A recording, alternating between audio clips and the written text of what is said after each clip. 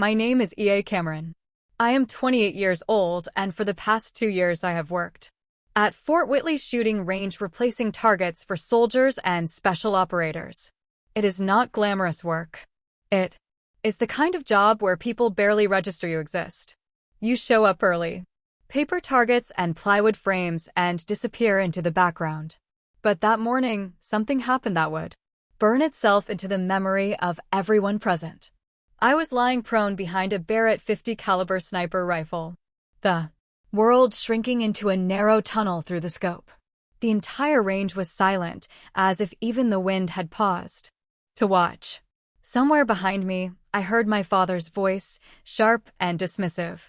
"She's just replacing targets." He scoffed loud enough for everyone to hear. "Do not waste your time." My jaw tightened. He had said things like that my entire life, and somehow it still cut deep. A high-ranking general stood just a few feet away, his hands clasped behind his back. He looked at me with a skeptical frown and said, "Only legends can make that shot." His words hung in the cold morning air, and I felt the weight of them settle on my shoulders. 3,600 m, that was the distance. No one had hit a target at that range in over a decade. Then, Captain Mason Grant of the Navy SEALs stepped forward. He held the massive Barrett rifle in both hands, the steel glinting faintly in the pale light. He set it down gently in front of me, met my eyes, and said in a steady voice, "Show us." He stepped back, his expression unreadable. In that moment, I could feel dozens of eyes on me, including my father's. My palms were damp against the cold metal of the rifle. My breathing slowed to a deliberate rhythm. Inhale, hold, exhale, hold. The world narrowed further. I lined up the crosshairs, feeling every muscle in my body go still. My hands trembled slightly, but I forced myself to stay calm. This was the kind of shot that could make or break reputations. I heard the wind flag snap faintly in the distance and adjusted for the breeze. Micro-corrections only my father had ever taught me to calculate. I knew he was watching, arms crossed, waiting for me to fail. My finger pressed gently against the trigger. There was a sharp crack as the rifle recoiled hard into my shoulder. The round left the barrel at nearly 3,000 feet per second, slicing through the air, a streak of lead racing across the field and beyond. For a heartbeat, no one breathed. My heart hammered so loudly it drowned out everything else. Through the scope, I saw the impossible. The bullet punched directly through the center of the target 3,600 meters away. Dead center. I blinked, hardly believing it. Around me, there was no cheer, no applause, only silence. Absolute silence. I pushed myself up slowly, the Barrett heavy in my hands. The general approached, his eyes wide, his face pale. He stopped just a step away from me, studying me as if I were something alien. Then, in a low, almost reverent voice, he whispered one word: "Valkyrie." I felt the eyes of everyone on that range bore into me. My father's gaze, cold and unreadable, shifted away the moment I looked at him. His jaw was tight, his face carved from stone. My hands were still trembling slightly as I set the rifle down. That was the moment everything changed. The record had been shattered. My father's arrogance, the one constant I had lived under my entire life, cracked in front of me. But I also knew deep down that this was not the end of the story. It was only the beginning. I stood up, brushing the dust from my uniform pants, trying to steady my breathing. My first instinct was to leave, to slip away quietly and avoid the weight of so many eyes. I reached for the rifle to hand it back, but before I could move, the murmurs began. "That's not possible," one voice muttered. Behind me, "She must have cheated," another said louder this time. "No way. She hit that clean." I froze, feeling the sting of their words. Even now, after what they had all witnessed, they could not believe it. I turned slightly, scanning the faces gathered behind the firing line. Some stared at me in awe, others with suspicion. My father was one of the latter. He stepped closer, shaking his head slowly, lips curling into the faintest smirk. "You're just replacing targets, Isla," he said coldly, repeating the same words he had used before the shot. "Don't let this fill your head. You are not special." The words landed harder than any recoil ever could. I bit the inside of my cheek to keep my face neutral, but something inside me twisted. It was not just the insult. It was the years of dismissal behind it. Every moment he had treated me like I was lesser. Every time he told me I did not belong on the firing line. I turned back toward the field, the target still fluttering with a perfect hole through its center. It should have felt like vindication, but instead it felt like a challenge. I remembered every long day at the range, my father standing behind me as I worked, telling me to stay in my lane. He had pushed me into the background of this world, and now he was trying to push me there again. As I moved to leave, someone called my name. I turned to see Captain Mason Grant approaching. He carried the Barrett in one hand and wore an expression that was both impressed and cautious. "That shot," he said quietly, glancing toward the distant target. "It needs to be documented. It will not go unnoticed." I frowned, unsure what he meant. "Why do I feel like you're warning me, Captain?" He paused, his gaze steady. "Because a shot like that threatens people. Records are not just numbers. They are legacies, reputations, and careers. Breaking one can bring a storm you are not prepared for." I felt the weight of his words settle on me. My instinct was to argue. To say the truth should be enough. But I looked at my father standing off to the side, arms crossed, eyes hard. He had not congratulated me. He had not even acknowledged what I had accomplished. Instead, he wore the expression of a man embarrassed, as though my success had exposed something he wanted to hide. Captain Grant leaned in slightly. "Isa, listen to me. That shot was extraordinary, but you need to be careful. This will cause waves. Big ones." I nodded slowly, though I was not sure I fully understood. "Waves," I repeated under my breath. The idea seemed strange. I had hit a target. That was all. But as I stepped away from the firing line, the voices behind me still buzzing with disbelief, I felt something shift inside me. I was no longer invisible. And I had the uneasy sense that the storm Mason Grant warned me about was already gathering on the horizon. I was 18 when I first put on a uniform. The Army had always been a distant shadow in my life because of my father's service. But the day I swore in, I felt like I had stepped into my own story. I was young, ambitious, and eager to prove myself. Basic training was hard, but I thrived under pressure. My scores on the rifle range quickly caught everyone's attention. I could hit targets most recruits barely saw. And I did it with a calm, steady rhythm that made instructors pause. But my father never let me celebrate. He would call late at night, his voice clipped and cold. "You're good because you're lucky." "Isa," he said once after I called to tell him I'd earned top marks in marksmanship. "Don't confuse luck with skill. Luck runs out." It was always like that. Every accomplishment I earned, every ribbon I pinned to my uniform, he dismissed as coincidence. At first, I tried harder, hoping he might soften. He never did. By my third year, I had worked my way into a sniper team, attached to a special operations unit. We trained endlessly, pushing ourselves beyond exhaustion. My spotter and I had developed a bond built on trust. We moved as one, each understanding the other's breathing, the cadence of our steps.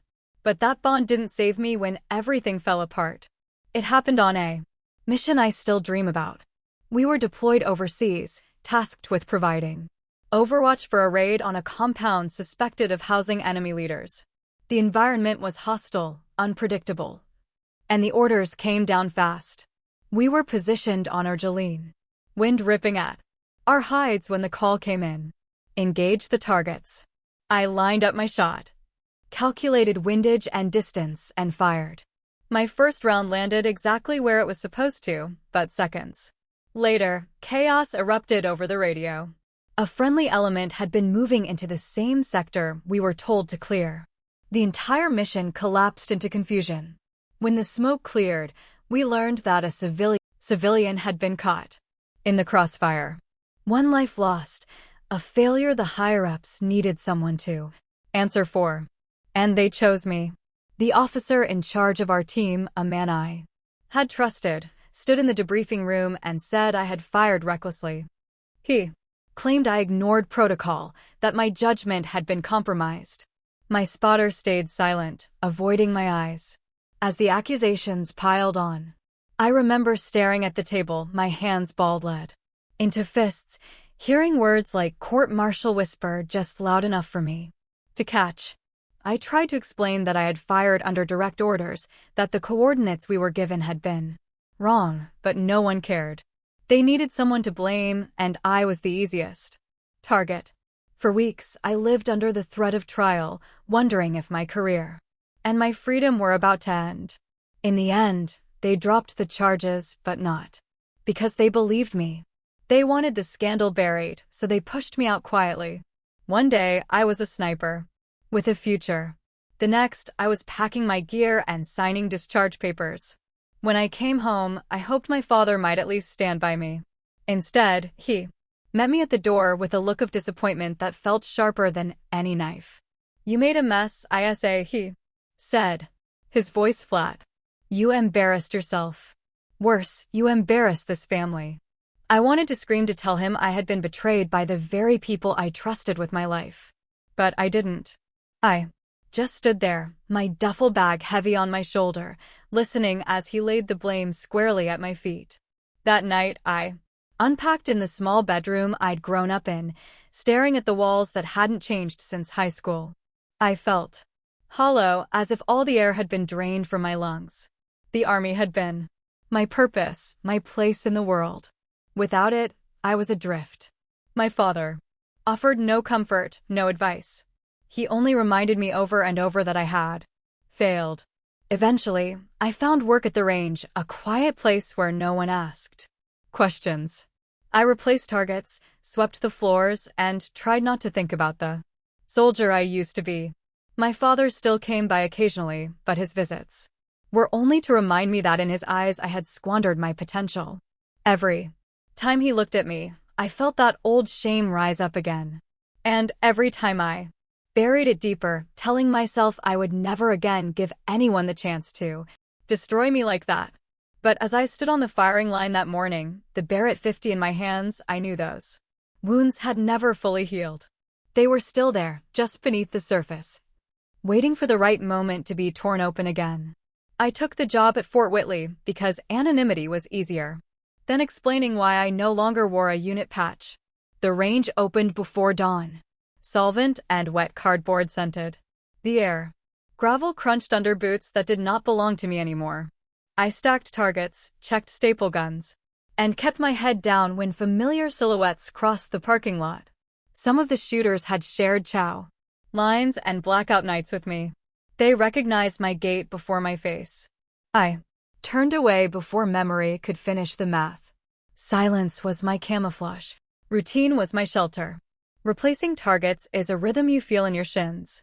Jog the lane with pastures and a stapler. Pull the shredded sheet. Square a fresh pull. Too high, too low. 1.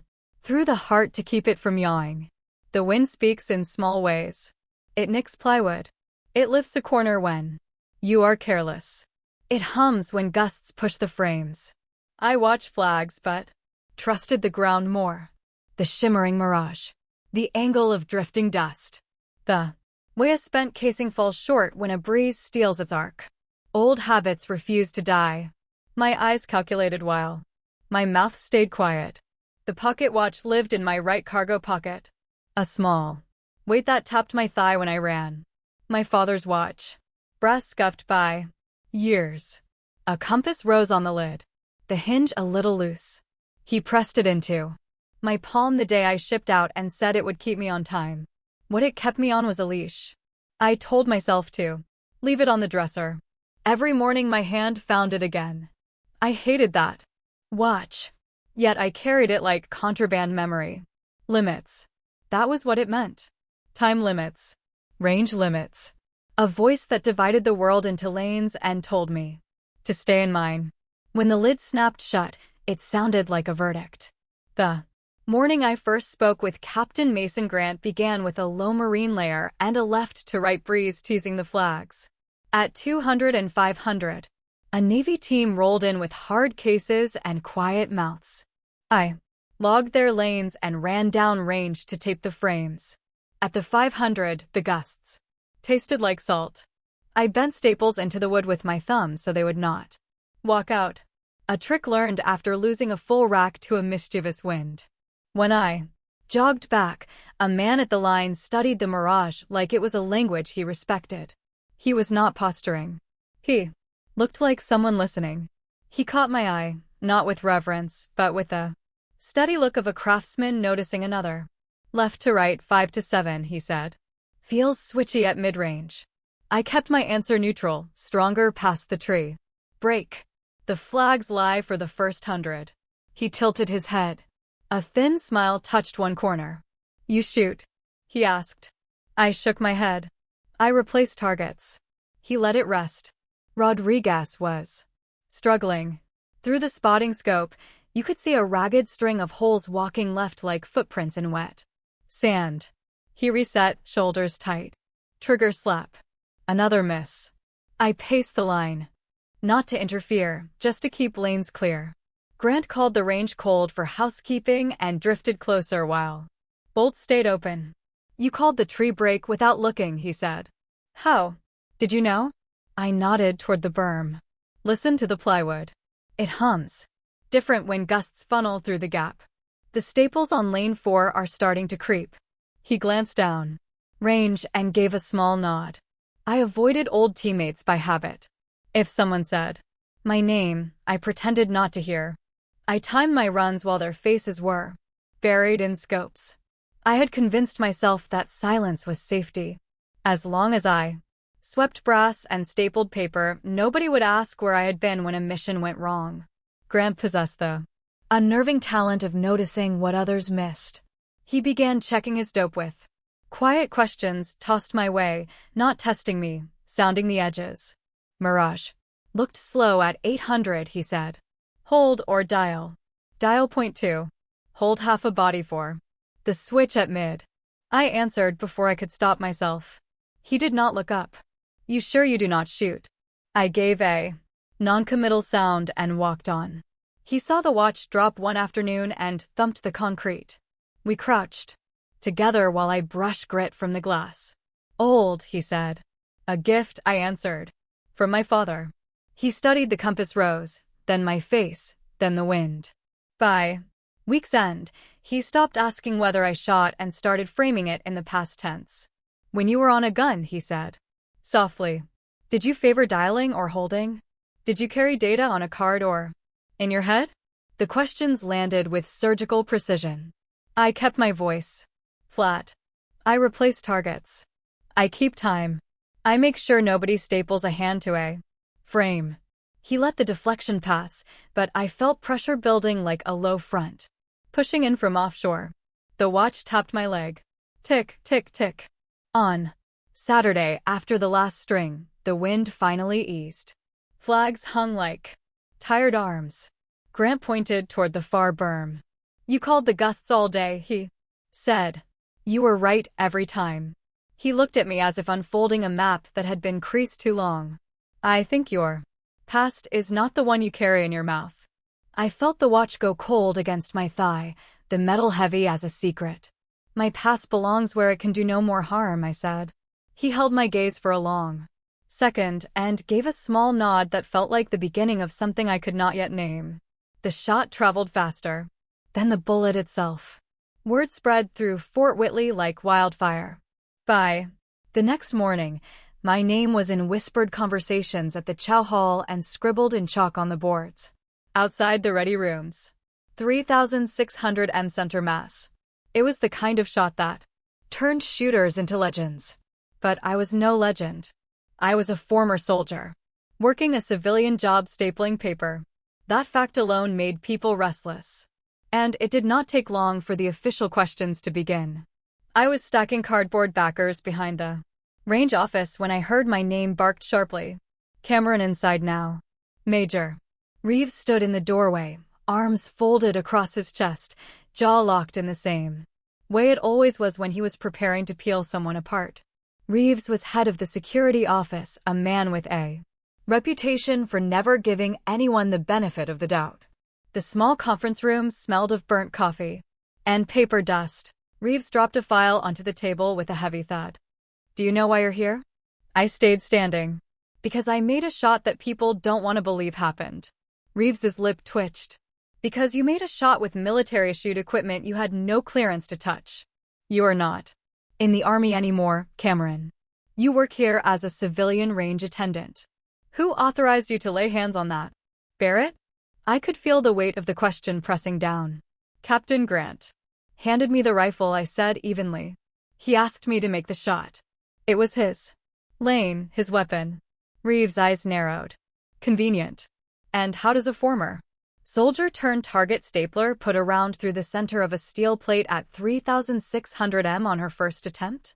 That shot is beyond our best shooters, Cameron. It was beyond the man whose record you just broke. I opened my mouth to answer, but Reeves cut me off with a sharp gesture.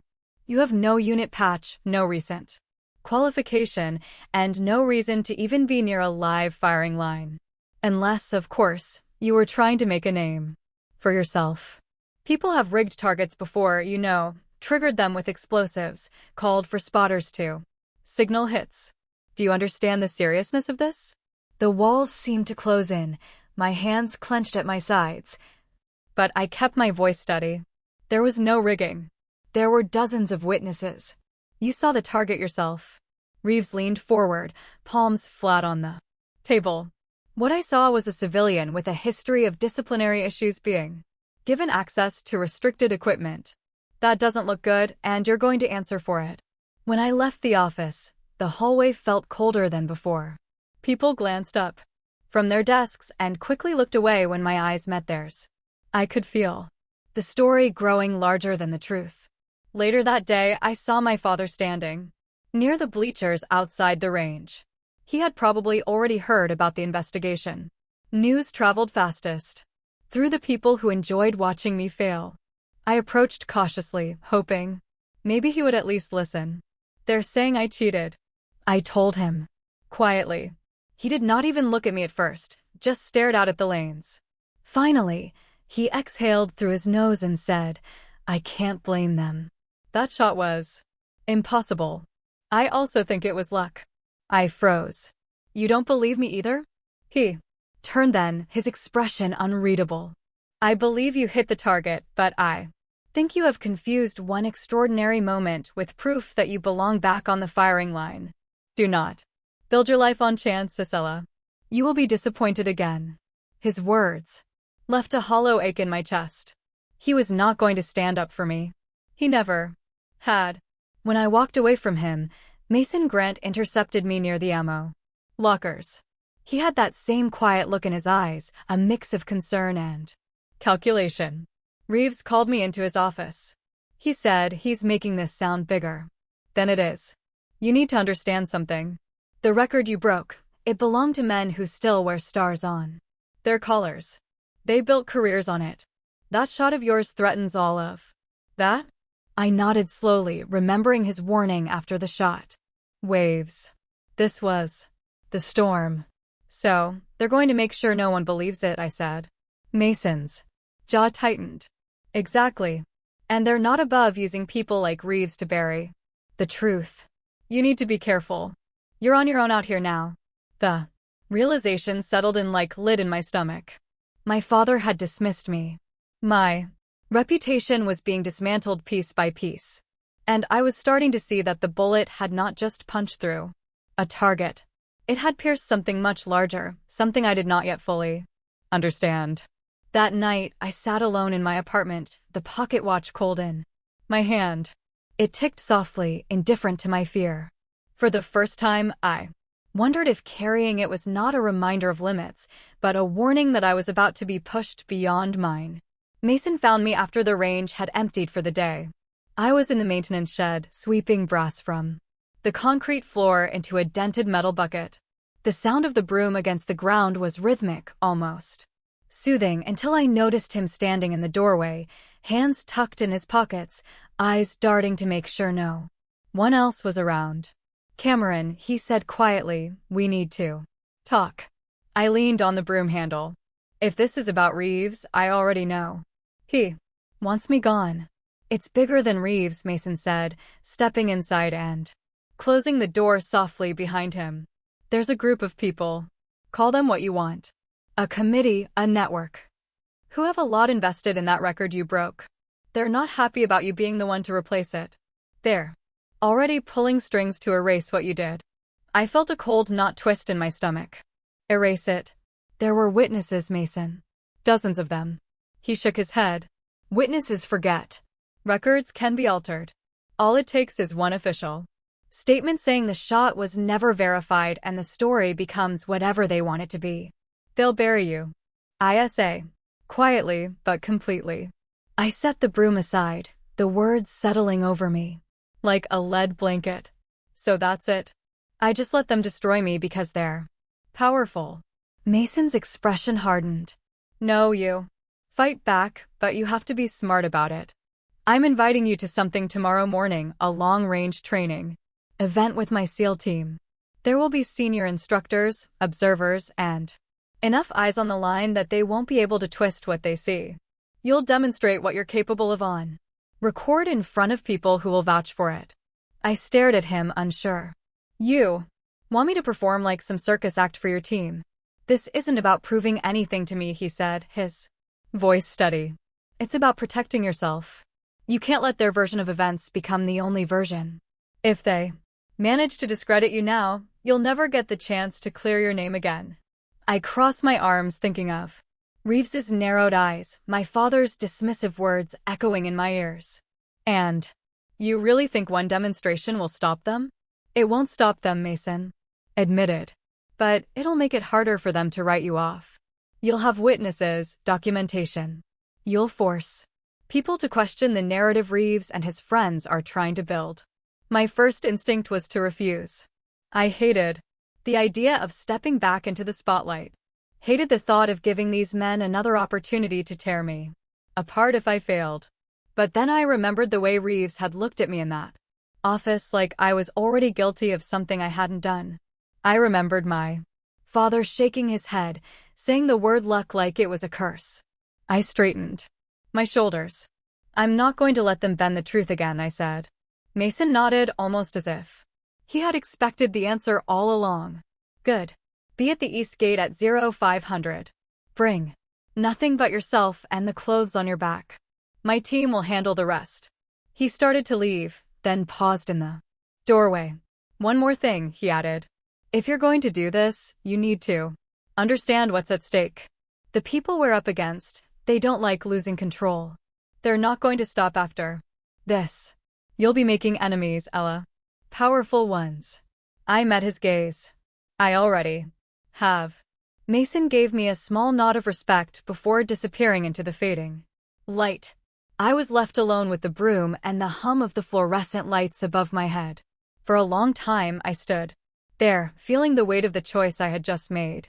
When I finally closed up the shed and walked back toward my small apartment on base, I reached into my pocket and felt the familiar shape of the old pocket watch. I held it in my palm for a moment, staring at the tarnished brass and the faintly scratched compass rose on the lid. My father's voice echoed in my memory. That watch will keep you on time. Stay in your lane, ISA. I slipped it back into my pocket and whispered, not this time. The next morning, I would walk into a firing line surrounded by men who had built their lives on never missing. And I would show them, every single one of them, that I belong there. The next morning, the air was sharp with cold when I arrived at the East Gate, as Mason instructed. The sun had not yet breached the horizon, and the world was painted in muted shades of gray. Mason was already there, leaning casually against a Humvee, clipboard in hand. He nodded at me with that same calm, calculating look. Right on time, he said. Get in. We've got a long day ahead. We drove in silence for the first 10 minutes, the gravel road leading deeper into a part of Fort Whitley I had never seen. The range we eventually reached was massive, larger and more remote than the one where I worked. Firing lanes stretched across rolling hills, steel targets set at distances that seemed almost impossible. The SEAL team was already there, setting up rifles and adjusting optics. I slipped out of the Humvee, hyper-aware of the curious glances in my direction. Some men nodded politely. Others simply stared, expressionless, as though trying to decide if I was an asset or a liability. I kept my head down and busied myself checking wind flags. Mason clapped his hands together and addressed the group. We're running advanced distance drills today. You all know why. She's here, he said, tilting his head toward me. Eyes open. Learn something. We paired off into shooter-spotter teams. That was when I noticed Rodriguez struggling at the far lane. He was missing consistently, his rounds walking left, scattering erratically across the dirt berm. His frustration was obvious. He yanked his bolt harder each time, cursed under his breath, then slammed the next round into the chamber with too much force. Range cold, Mason called. After a while, everyone stepped back and cleared their rifles. I walked toward Rodriguez's lane, drawn by the unmistakable tension in his body. He noticed me approaching and bristled immediately. I'm fine, he muttered, setting the rifle down on its bipod.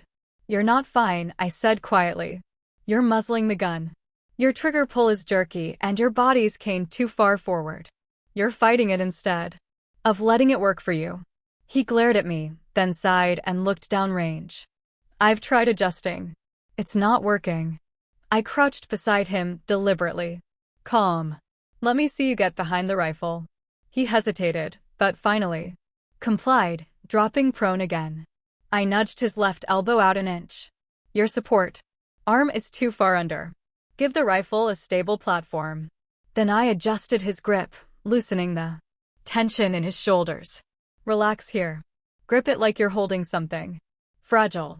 Too much pressure and you'll torque the shot off target. He followed my instructions, but I could feel his skepticism. I knelt next to him as he settled into the new position. Trigger. Press straight back. Don't anticipate the recoil. Just focus on the crosshairs breaking clean. He fired and the steel rang faintly in the distance. His eyes widened. I hit it, he whispered. Again, I said. He cycled the bolt, took his time, and squeezed. Another hit.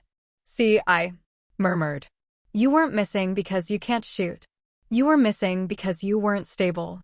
Rodriguez looked at me for the first time, and I froze when I saw recognition flicker in his eyes.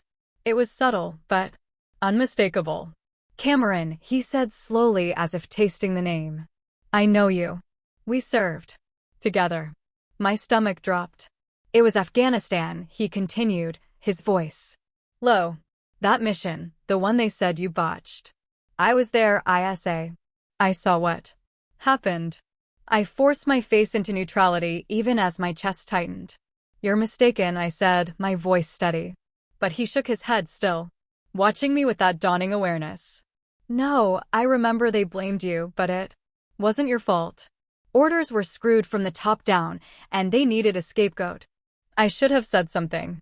Then, Rodriguez, I interrupted sharply, keeping my tone controlled. This isn't the time or place. Focus on the training. He hesitated, then gave a small nod. Yeah, sure. I stood and stepped back, my heart pounding. The smell of gun oil and dust clung to the air, but all I could feel was the weight of the past pressing in. Rodriguez's words had stirred something I had buried deep. He had been there. He had seen it. Mason called the range hot again, and rifles barked in unison. I kept my hands busy, adjusting spotting scopes and checking data, but my mind was spinning. I wanted to ask Rodriguez what he remembered, what he knew, but I couldn't risk drawing attention. When the drill ended, Mason approached me quietly. Good work with Rodriguez, he said. You calmed him down. He's a better shooter when he listens. I nodded, masking the turmoil under a blank expression. Thanks. But inside, I was anything but calm.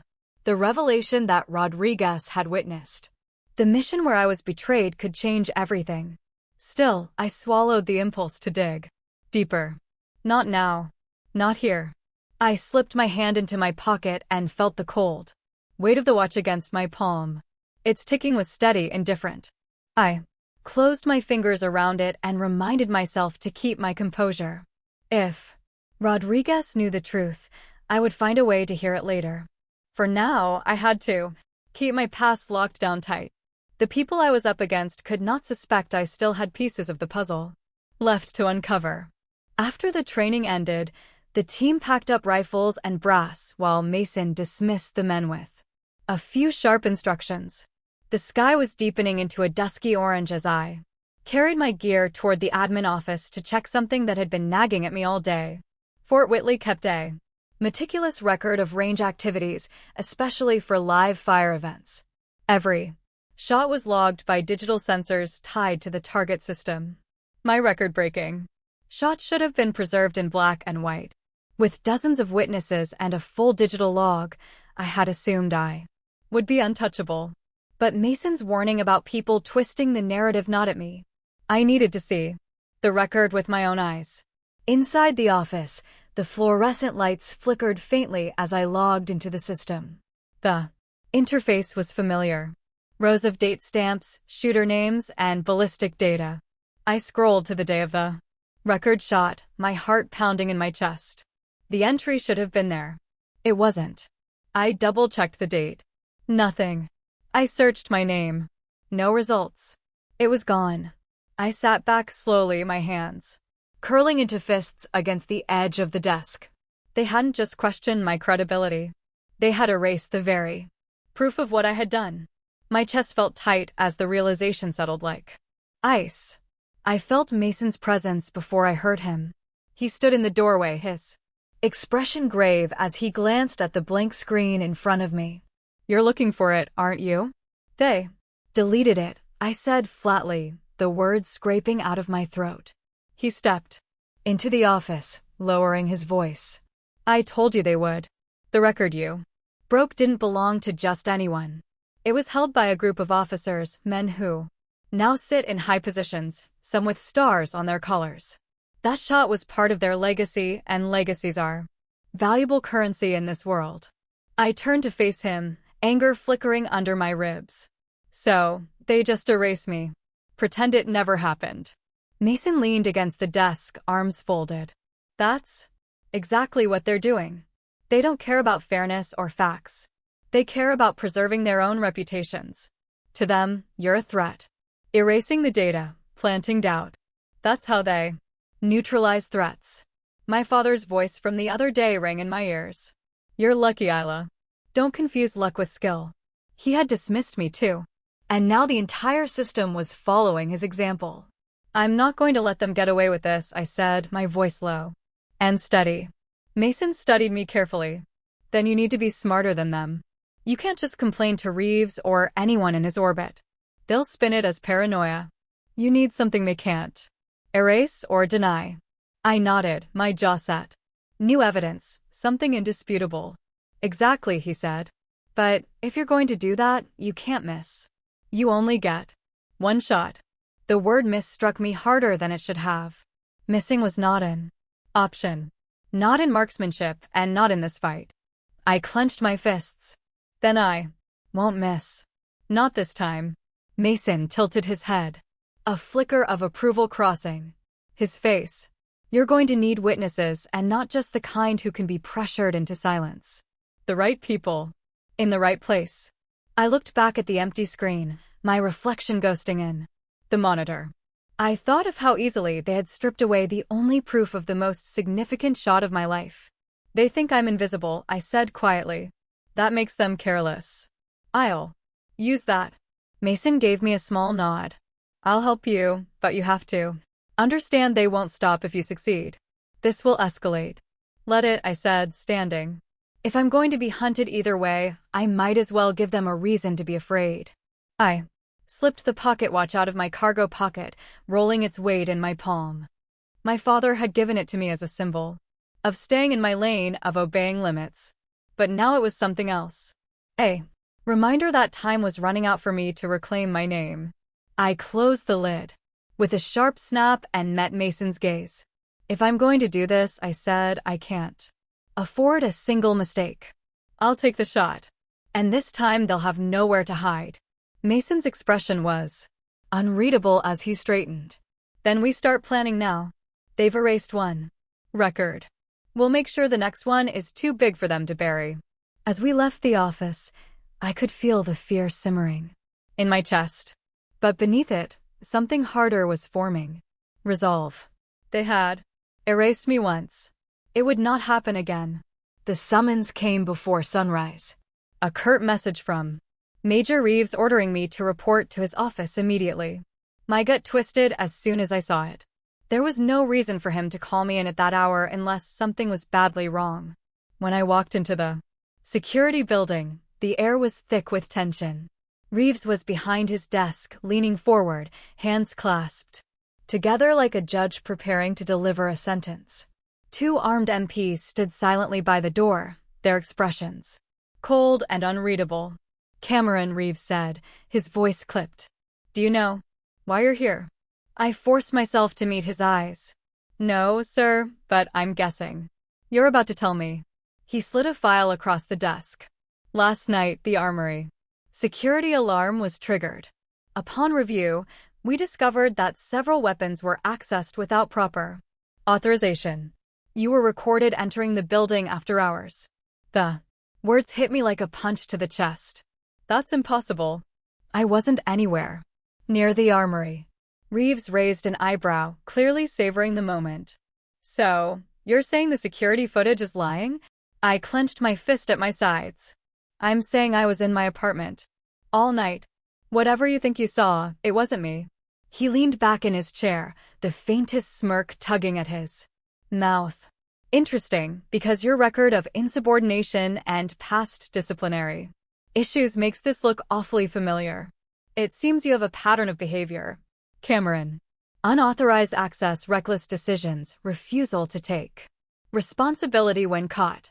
My chest tightened as his words dragged me back 5 years to the mission where I'd been scapegoated and nearly court-martialed. This is a setup, I said, my voice hardening. You know it. Reeves's smirk deepened. What I know is that the evidence speaks for itself. Unless you can produce something compelling to prove your innocence, I'll have no choice but to recommend formal charges. And we both know how that ends for someone with your history. I felt the room closing in, the MPs shifting slightly as if ready to escort me out in cuffs. My father's voice echoed in my mind. You embarrass this family. Reeves wanted me cornered, humiliated. Race just like before. But this time, I wasn't alone. As I left the building, the cold morning air hit me like a slap. My mind was racing, trying to figure out how they had pulled this off. Mason was waiting near the parking lot, his jaw set when he saw my face. What happened? They're accusing me of breaking into the armory, I said, my voice tight. Reeves claims there's footage of me inside last night. Mason's expression darkened. Footage that probably doesn't exist or has been doctored. I nodded. But if I can't prove it, I'm done. They'll push for a court-martial just like last time. A voice behind us made me turn. There might be a way. Rodriguez stood there, his hands shoved deep into his pockets, glancing around nervously. I heard what they're saying about you. And I think I can help. I frowned. Why? Because I know what it feels like to be railroaded, he said quietly. And because I was there the last time they hung you out to dry. I stayed silent then, and I regret it. I'm not doing it again. Mason stepped closer. What do you have in mind? Rodriguez hesitated, then lowered his voice. The armory has hidden cameras. The MPs don't advertise backup recordings that don't run through the same system Reeves controls. If we can get to those, we might be able to prove you weren't there. My heart jumped. Do you know where the feed is stored? Yeah, he said. I saw it once when I was pulling overnight duty.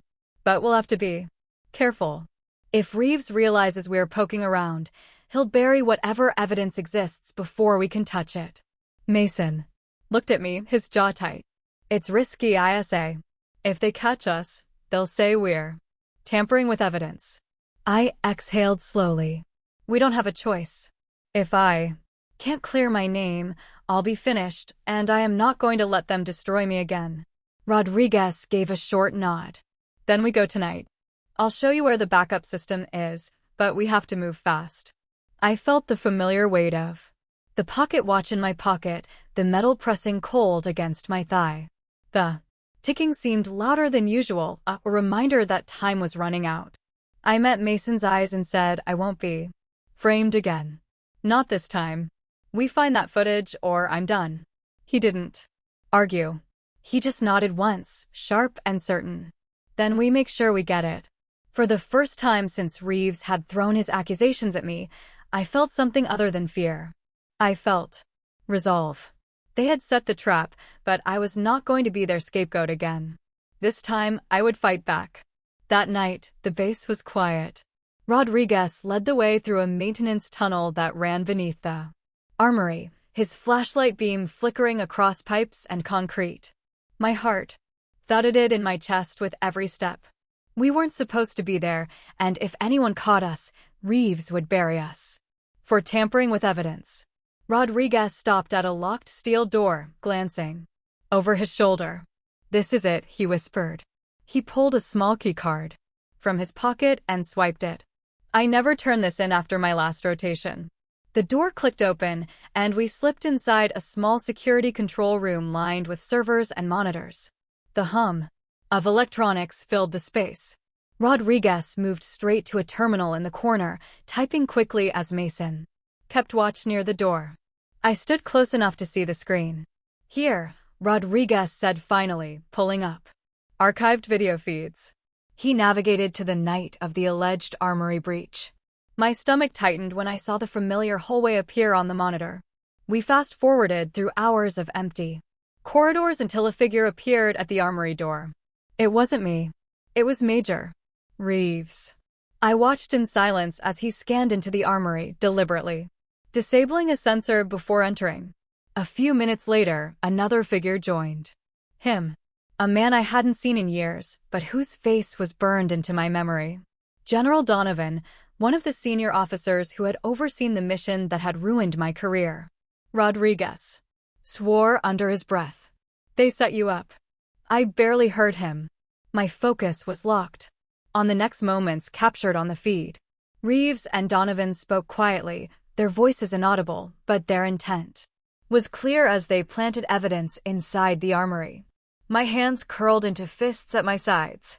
They had fabricated everything just like before. Then came the blow that knocked the air from my lungs. Another man entered the frame. My father. I staggered back a step, nearly colliding with the server rack. Pause. I said, my voice raw. Rodriguez froze the frame. There was no mistaking him. My father standing shoulder to shoulder with the men who had destroyed me 5 years ago. He looked older, wearier than I remembered, but his posture was familiar, rigid, beautiful. The video resumed, and I watched as he signed a document Donovan handed him. A single line across the page, his name etched in black ink beneath the words "Order to maintain silence." I couldn't breathe. He knew. I whispered all this time. He knew what they did to me. Mason moved closer, his expression tense. ISA, but I couldn't stop staring at the screen. My father had chosen to protect the family's reputation rather than defend me. He had stood by while I was scapegoat, his signature sealing my fate. The pain was sharp, twisting deep in my chest. But I forced myself to stay calm. I won't retaliate, I said finally, my voice steady despite the tremor in my hands. I'll make them admit what they've done publicly. That's the only way this ends. Rodriguez looked at me uncertainly. We can leak this footage. People would see everything. I shook my head. Not yet. If we move too early, they'll claim it's doctored. They'll twist it just like they always do. We need to set the stage, force them to confront the truth when they have no way out. Mason studied me for a long moment, then nodded slowly. She's right. We need to be strategic. If We're going to bring down Donovan and Reeves. We need undeniable proof and witnesses who can't be silenced. I wiped a tear from my cheek before it could fall. The betrayal burned, but I buried it deep, locking it behind a wall of resolve. My father's choices were his own. If I let that pain control me now, they would win again. We use the training event, I said. We make it impossible for them to deny my skill, and when the time is right, we drop the truth. They won't be able to erase me twice. Rodriguez nodded grimly, closing the terminal and copying the footage to a secure drive. This isn't over, Isla. Not by a long shot. No, I agreed quietly, clutching the drive in. My hand like a lifeline. But next time it won't be me on trial, it'll be them. As we slipped back through the maintenance tunnel, the weight of the revelation pressed on me like a physical force. My father's signature replayed in my mind again and again, but I refused to break. I had survived their lies once. This time I would make sure the truth destroyed them. The next morning I woke before dawn with the taste of iron in my mouth. My stomach churned as I dressed in the same range gear I had worn countless times before, but this time it felt like armor. Mason drove me to the range inn. Silence, the tension thick enough to choke on. When we arrived, the entire setup was different. Instead of the usual quiet discipline, there was a crowd. Dozens of soldiers, instructors, and officers lined the bleachers. The air buzzed with anticipation the way it always did before someone was about to be judged. Reeves stood front and center, flanked by General Donovan. My father was beside them, arms crossed, his face carved from stone. I felt his eyes on me like a weight. If he hoped to intimidate me, he had chosen the wrong day.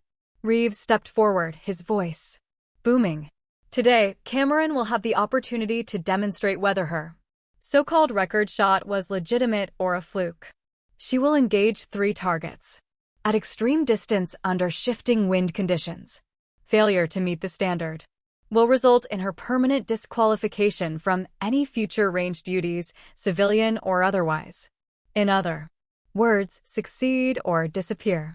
I nodded once, refusing to give him the satisfaction of a reaction. Mason led me to the firing line where a Barrett .50 caliber rifle rested on its bipod, gleaming in the morning light. The wind was already gusting, changing direction unpredictably as the sun crested the horizon. Someone had designed this to be impossible. Targets are set at 2,800, 3,200, and 3,600 m, the range officer announced. All 3 must be hit center. Mass in sequence. No mulligans. I lay prone behind the rifle, the cold earth pressing into my ribs as I adjusted my body. My father stood just behind the bleachers, hands shoved deep into his pockets. He didn't nod or scowl. He just watched, unreadable. Mason crouched beside me and murmured, "You can do this. Just trust yourself." I glanced at him briefly, then settled into my scope. The first target shimmered in the heat mirage at 2,800 m. The wind flag near the firing line flapped lazily left, but the distant flag twisted right. Switchy. I knew the type. Gusts that split the lane in half, changing direction between the shooter and the target. My hands moved automatically, adjusting for windage and elevation. Behind me, I could hear the crowd murmuring. Reeves's voice cut through the noise. "You may fire when ready, Cameron." I inhaled slowly, letting my lungs fill completely. The wind brushed my cheek, shifting from left to right and back again. My heartbeat slowed as I locked into the rhythm of the rifle. The world narrowed to the crosshairs, the distance, the math running in my head. This wasn't about revenge, I reminded myself. It was about the truth. I squeezed the trigger. The rifle bucked and the round screamed downrange. Impact, someone called. A metallic ring drifted back through the gusts. The first target was down. I didn't allow myself to feel relief. I immediately swung the rifle to the second target at 3,200 m. The mirage was worse here, distorting the outline of the steel plate. My fingers tightened slightly on the stock as I watched the grass bend mid-range. The The wind was faster now, almost erratic. I adjusted again, this time holding just off-center, compensating for a gust that threatened to drag the round low. Another breath. Another slow trigger press. The shot broke. The metallic clang reached us after a long agonizing pause. 2 for 2. The crowd stirred. Now, ripple of disbelief passing through the bleachers. I felt the weight of my father's gaze on the back of my neck, but I didn't look up. The third target was the one everyone believed I couldn't hit, the full 3,600 m. My body remained perfectly still as I realigned the scope. The wind was unpredictable, gusting 1 second and dead calm the next. This was where shooters failed. Last shot. Reeves called out, "Make it count." I inhaled and exhaled, feeling every muscle in my body loosen. My world shrank until all I could hear was the tick of my own breath. Then I took the shot. The rifle's recoil jolted through my shoulder, but I stayed locked behind the scope. The round tore through the air, cutting across gusts that threatened to throw it off course. Time slowed. Every second stretched until I could almost feel the bullet fighting its way forward. Then the distant steel plate rang out. A perfect center hit. The crowd erupted. Gasps turned to shouts, then to cheers that rolled across the range like thunder. Someone actually whistled. A few of the younger shooters slapped each other on the back, their disbelief dissolving into open celebration. I didn't move at first. I stayed prone, breathing steadily, letting the sound wash over me. My hands finally relaxed as I pushed myself up to my knees. Mason was at my side instantly, grinning for the first time in days. "You just shut them all up," he said, voice low. I stood slowly, brushing dirt from my knees, and turned to face the crowd. Reeves's face was pale, his jaw tight as he tried to maintain composure. Donovan muttered something under his breath, but I couldn't hear it over the noise. Then my eyes found my father. He stood apart from the others, hands still shoved in his pockets, his expression unreadable. For a heartbeat, I thought he might look away, but he didn't. He held my gaze, and for the first time in years, there was no contempt in his eyes. No challenge, no dismissal, just silence. I broke eye contact first, refusing to let the moment shatter me. This wasn't about him. The range officer announced the results formally, his voice shaking slightly as he read off the distances and impacts. All 3 targets struck center mass, record validated. Applause broke out again, but I barely heard it. My focus was razor-sharp now. Reeves and Donovan were whispering together, clearly rattled. They hadn't expected me to succeed. And now their plan was unraveling in front of their peers. Mason leaned in, his voice barely audible. "We have them on the defensive. Now's the time." I nodded, my hand brushing the pocket that held the hidden drive of footage we had recovered. Proof of their conspiracy. Proof of my father's silent complicity. But I wasn't ready to detonate it yet. I stepped off the firing line, the cheers fading behind me, and walked straight past Reeves without a word. He turned, his mouth opening as if to speak, but I didn't give him the chance. Instead, I went directly to my father. We stood only a few feet apart now. I expected him to say something, anything, but he didn't. His silence was heavier than any accusation.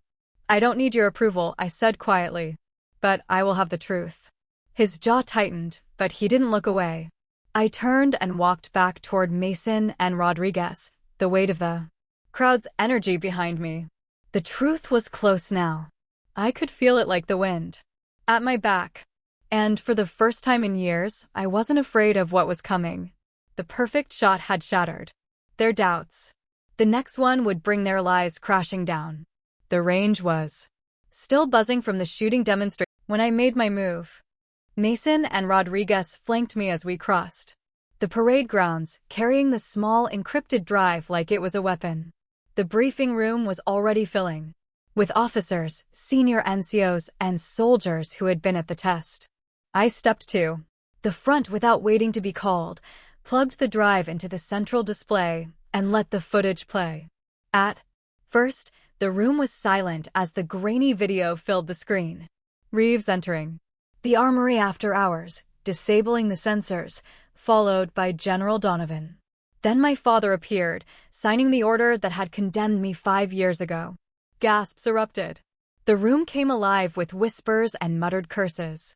"This is doctored," Reeves snapped from the back. His face was pale, but his voice was sharp, commanding. "You expect us to believe a disgraced ex-soldier over the word of 2 decorated officers?" I turned slowly, meeting his glare. "You can tell them whatever you want, but that's your face on the screen, Reeves. Those are your hands planting evidence. You set me up then, and you tried again." Now Donovan stood, his presence alone. Enough to quiet half the room. "Enough," he barked. "This ends here. We do not drag the reputation of this institution through the mud because of one woman's obsession with vindication." Reputation. Mason's voice cut through like a blade. He stepped forward, squaring himself to Donovan. "You call it reputation. I call it lies. We can't call ourselves soldiers if we protect corruption." Instead of confronting it, the room split down the middle in an instant. Some nodded in agreement, voices rising. "She deserves justice." Others shook their heads, muttering about protecting the army and not airing dirty laundry. A captain near the back shouted, "You'd rather destroy careers than move on? What good does that do anyone?" My hands curled into fists, but I kept my voice steady. Moving on doesn't erase what happened. It just ensures it happens again to someone else. You don't have to choose me. You have to choose the truth. The debate escalated into open argument. Some officers shouted for an internal investigation. Others demanded the footage be destroyed. Donovan's face hardened with every passing second. He turned to my father, who stood silently in the corner, and said, Tell them the cost of letting this get out." My father didn't answer. Reeves stepped into the aisle. "This ends now," he snarled. "Hand over that drive or you'll regret it." I held my ground. "No, if you want it, you'll have to take it from me in front of everyone here." The room fell quiet, tension thick as steel wire. Then Mason's voice came again, quieter now, but cutting through the air. "If we let this go, what are we? What's the point of the flag on our shoulder if we can't even tell the difference between loyalty and cowardice?" It was enough to tilt the balance. One by one, soldiers stepped away from Reeves and Donovan, moving closer to my side. Rodriguez joined me at the front, his jaw set. "I saw what they did years ago," he said to the room. "I stayed silent then, not this time. I was telling the truth." The crowd shifted decisively. Donovan realized he was losing control. He tried to call the meeting to a close, but a lieutenant colonel from the inspector general's office rose from the back. "This footage will be reviewed at the highest level," she said firmly. "And until then, both General Donovan and Major Reeves are relieved of duty, effective immediately." Reeves exploded in protest, but MPs were already moving in to escort him and Donovan out. As the room cleared, Mason stood next to me, his voice low. "You did it. They can't bury this now." I nodded, but I didn't feel triumphant. I felt hollow because, even as the truth spread, I couldn't erase the image of my father signing that paper. I found him waiting outside the barracks later that night, standing alone under a flickering streetlight. He looked smaller than I remembered, his shoulders hunched, his hands tucked deep into the pockets of his jacket. When he saw me, he didn't speak right away. "I wanted to say this before someone else does," he said finally, his voice rough. He reached into his pocket and pulled out the old pocket watch, the one I had carried for years. He held it out, the metal glinting in the weak light. "I was wrong, ISA, about all of it. I didn't move to take it. Not at first. I thought I was protecting the family's name," he continued. "I thought if I stayed silent, if I signed that paper, we'd keep our dignity. But all I did was betray you. I chose the army's reputation over my own daughter." His voice cracked, and for a moment, he looked like a man stripped of everything he believed himself to be. Slowly, I reached out and accepted the Watch, its weight unfamiliar now. You hurt me, I said quietly. More than Donovan or Reeves ever could. I know, he whispered. And I don't expect forgiveness. I just needed you to hear me say it. I was wrong, Isla. I should have trusted you. I looked down at the watch, the hands frozen at midnight. It had always been a symbol of his expectations, his belief in limits. I could never escape. Now it felt like something else entirely, a reminder of the truth he had ignored. I'm not interested in revenge, I said finally. I don't need you to feel what I felt. But we both owe something bigger than pride. We owe the truth. He nodded, swallowing hard. You're right. And I'll stand beside you when it's time to face the consequences. I stepped back, clutching the watch in my palm. No, I said, this is mine to carry. You do what you think is right. But I won't seek vengeance. I'll let the truth speak for itself. He looked like he wanted to say more, but I turned and started walking, my boots crunching softly on the gravel. The wind was cool against my face, carrying the distant sounds of the bass settling into silence. I closed my hand tighter around the watch, its edges digging into my skin. I wasn't finished yet. There would be hearings, investigations, headlines. But for the first time in years, I felt steady. I didn't need to destroy the people who had hurt me. The truth was already doing that. And as for my father, I didn't know if I could ever forgive him. But I knew I wouldn't let anger decide who I became. This time, I would choose justice. The hearings moved faster than anyone expected.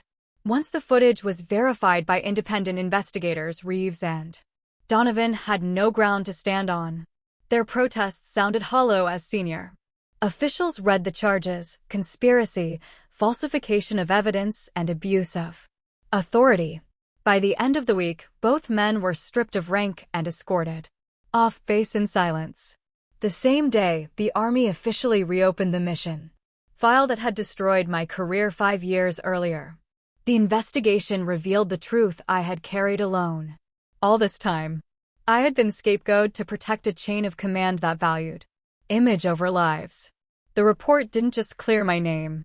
It detailed the failures that had cost civilians their lives. A staff sergeant I didn't recognize delivered the final decision to me in a small conference room.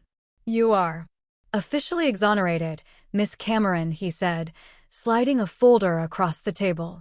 Your record has been cleared, your commendations reinstated, and you are eligible for re-entry into the Special Operations community if you choose to return. I stared at the folder, the weight of it sinking in. My name, my reputation, my honor, all restored with the stroke of a pen. But instead of relief, I felt something quieter, steadier. Thank you, I said, closing the folder without opening it.